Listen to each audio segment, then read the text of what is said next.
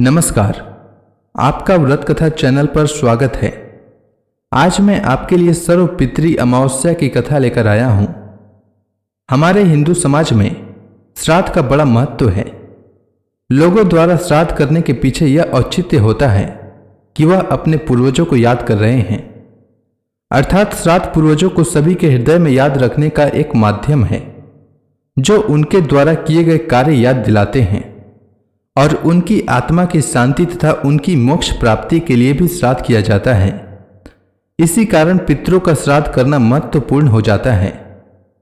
श्राद्ध पक्ष में सर्वपितृ अमावस्या पितरों को विदा करने की आखिरी तिथि है और कोई ऐसा है जो श्राद्ध पक्ष में अपने पितरों का श्राद्ध नहीं कर पाया है तो वह सर्वपितृ अमावस्या के दिन भी श्राद्ध कर सकता है, क्योंकि यह माना जाता है कि श्राद्ध करने के लिए सर्वपितृ अमावस्या सबसे उत्तम दिन होता है।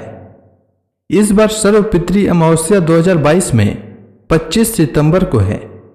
आइए सुनते हैं सर्वपितृ अमावस्या की पौराणिक कथा। प्राचीन मान्यता है कि देवताओं के पितृगण अग्निस्वात हैं जो सोमपथ में निवास करते हैं और उनकी कन्या मानसी अच्छोदा के नाम से एक नदी के रूप में अवस्थित हुई तथा मत्स्य पुराण में भी अच्छोदा नदी और अच्छोदा सरोवर का वर्णन मिलता है जो वर्तमान में कश्मीर में स्थित है।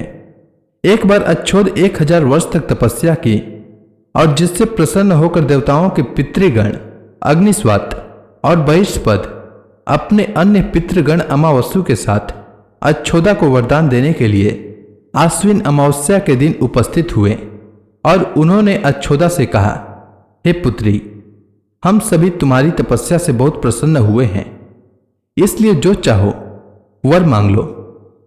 परंतु अच्छोदा ने अपने पितरों की बात पर बिल्कुल भी ध्यान नहीं दिया और अति तेजस्वी पितृ अमावस्यु की तरफ देखती रही। पितरों के बार बार पूछने पर उसने कहा कि हे भगवान, आप मुझे सचमुच वरदान देना चाहते हैं। अच्छोदा के यह वचन सुनकर तेजस्वी पितृ अमावस्यु ने कहा कि हे पुत्री, वरदान पर तुम्हारा अधिकार सिद्ध है, इसलिए तुम बिना किसी संकोच के वरदान मांग लो। तब अच्छोदा ने कहा, हे भगवान, आप मुझे वरदान देना चाहते हैं तो मैं तत्क्षण आपके साथ रमण कर आनंद लेना चाहती हूं। अच्छोदा के ये वचन सुनकर सभी पितृ बहुत क्रोधित हुए और उन्होंने अच्छोदा को शाप दिया कि वह पितृलोक से पृथ्वी लोक पर आ जाएगी। पितरों के इस तरह के शाप देने पर अच्छोदा अपने पितरों के पैरों में गिरकर रोने लगी। सब पितरों को उस पर तरस आ गया और उन्होंने कहा कि तुम पतित योनि में शाप मिलने के कारण मत्स्य कन्या के रूप में जन्म लोगी।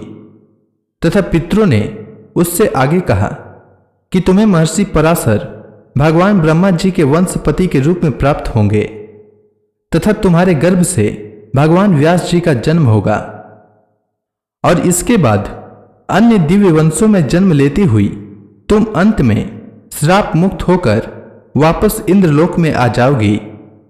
पितरों के यह वचन सुनकर अच्छोदा शांत हुई। अमावस्यु के ब्रह्मचर्य और धैर्य की सभी पितरों ने सराहना की एवं वरदान दिया कि यह अमावस्या की तिथि अमावस्यु के नाम से जानी जाएगी। जो प्राणी किसी भी दिन श्राद्ध न कर पाए वह केवल सर्वपितृ अमावस्या के दिन श्राद्ध तर्पण करके सभी बीते 14 दिनों का पुण्य प्राप्त करते हुए अपने पितरों को तृप्त कर सकता है। तभी से प्रत्येक माह की अमावस्या तिथि को सर्वाधिक महत्व दिया जाता है और यह तिथि सर्वपितृ श्राद्ध के रूप में भी मनाई जाती है। उसी श्राप के प्रायश्चित हेतु कालांतर में यही अच्छोदा महर्षि पराशर की पत्नी एवं वेद व्यास की माता सत्यवती बनी।